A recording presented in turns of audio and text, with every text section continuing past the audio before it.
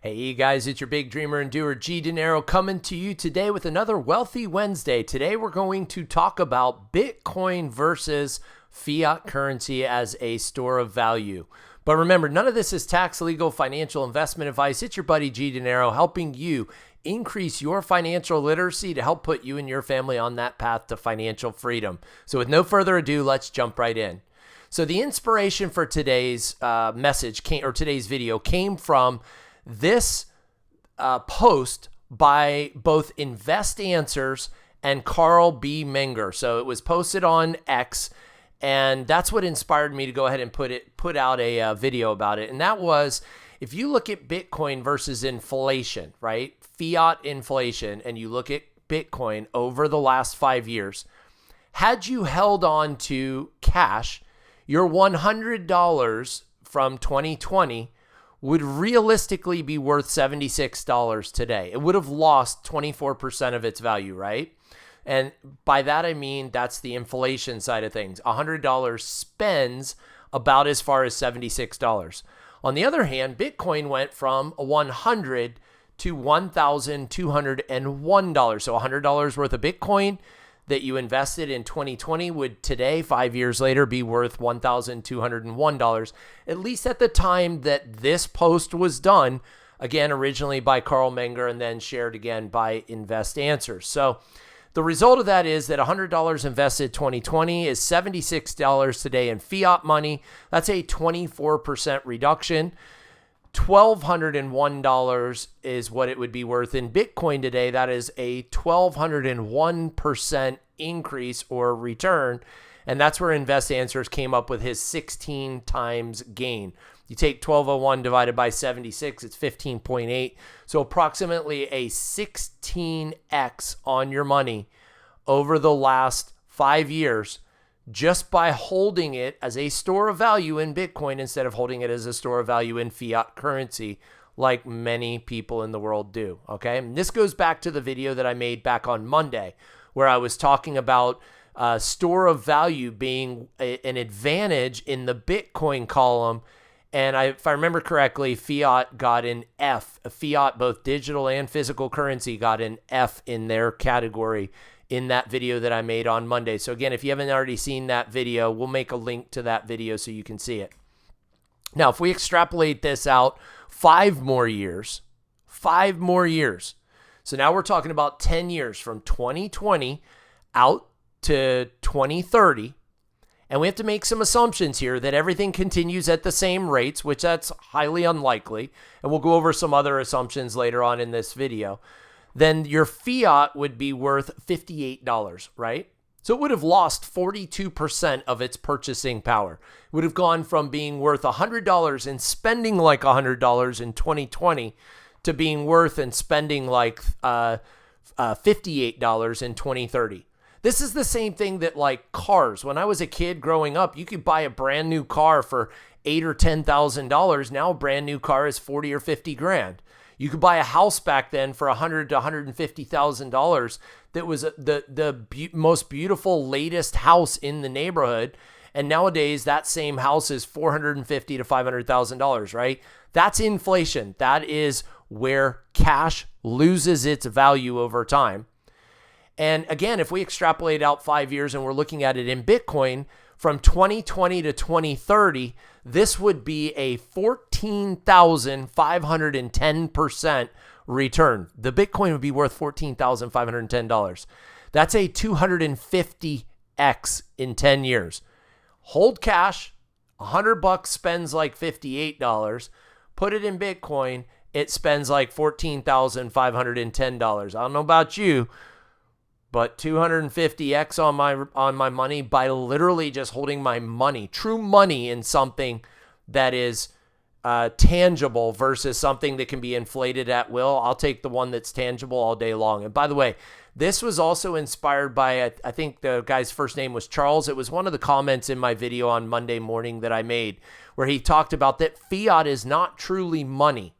Historically, only gold and silver are really money because they hold their value over time.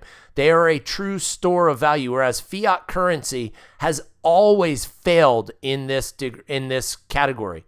of store of value. It's always got an F rating because it's just been inflated like crazy over time. All right, so now what if we extrapolate this out to a total of 20 years, and I call this the kill shot. If you put $100 into cash and held it for 20 years, from 2020 until 2040, you'd look at having about $35 left. That's what it would spend like. Again, that's assuming that we continue at the rate we're going. Inflation will likely pick up over that time frame, which means it would be worth even less. So that's a 65% reduction in your purchasing power. On the other hand, $100 invested into Bitcoin in 2020 would be worth a $2.105 million. $2.105 million. That is not a typo. That is assuming a 64.5% CAGR, C-A-G-R, compound annual growth rate, which is what Bitcoin has shown over the last 5 years. Past performance doesn't equal future results. We're going to talk about that in a minute. I know. But in this example, that is a 60,152x. 2.1 million versus $35. I don't know about you, but I'll take 2.1 million any day, all day. And all I have to do is hold my money in something that is a true store of value versus something that could be inflated at will. Again, there's no guarantee that Bitcoin continues to grow at this 64.5% compound annual growth rate like it has over the last 5 years. So you see, I'm just extrapolating out the original post and showing you some hypotheticals of what could happen. So what if we temper this down a bit and we extrapolate this out for a total of 20 years and Bitcoin only grows at a 25% compound annual growth rate? By the way, just about every expert in the field, including some of the top leaders in TradFi nowadays that are starting to come around, people like Larry Fink and Jamie Dimon are starting to say, hey, Bitcoin's here to stay. So what if instead it grows at a 25% compound annual growth rate, not a 65% compound annual growth rate?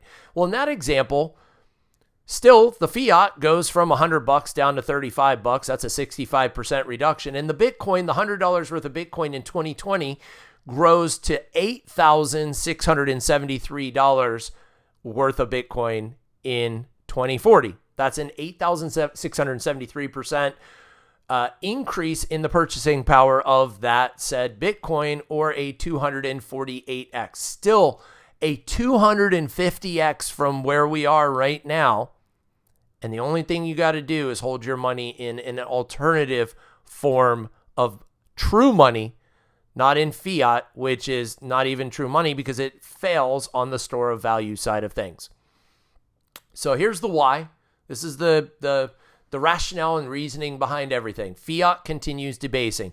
The money printer will continue to go brrr, as they say, meaning money printing, and it's not actual physical cash all the time, but it's the injection of the stimuli into the economy. It's the purchasing of assets on the balance sheet. It's all those things.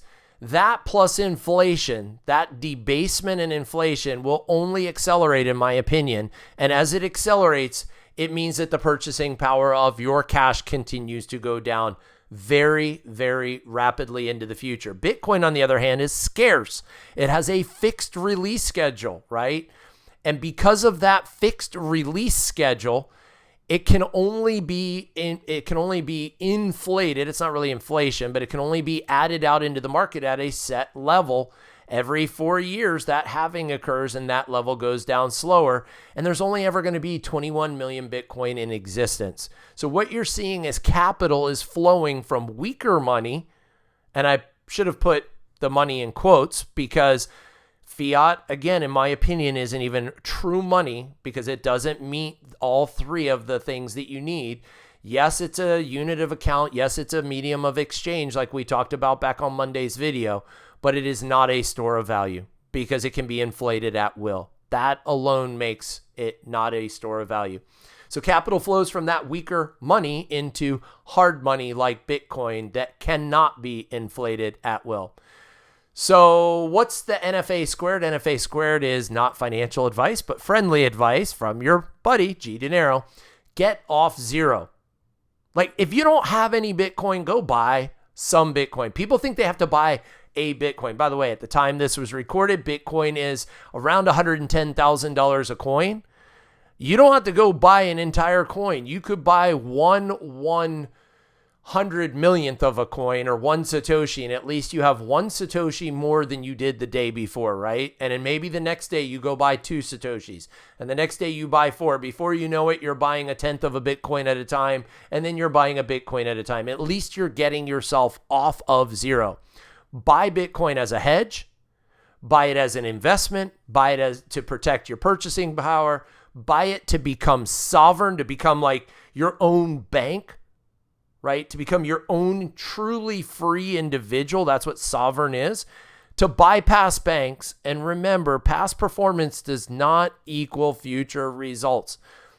So that's why I did the scenario where I said, what if we don't continue growing at 64.5% CAGR and instead we only grow at a 25% CAGR?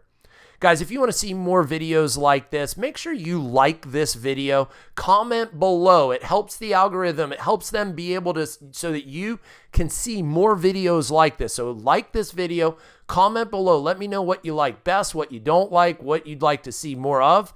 And make sure you're subscribed to this channel so that, again, you see more of my videos and videos like them that are truly designed to help you increase your financial literacy at the end of the day. And if you want to take it to the next level, go ahead and book a course with me. Get into my TradingView and technical analysis course. Get into my understanding options course, right? Book an individual appointment with me at gdinerocoaching.com. I'm G Dinero. I'm your buddy helping you increase your financial literacy to help put you and your family on that path to financial freedom. Have a wonderful rest of your Wednesday, and we'll talk soon. Take care.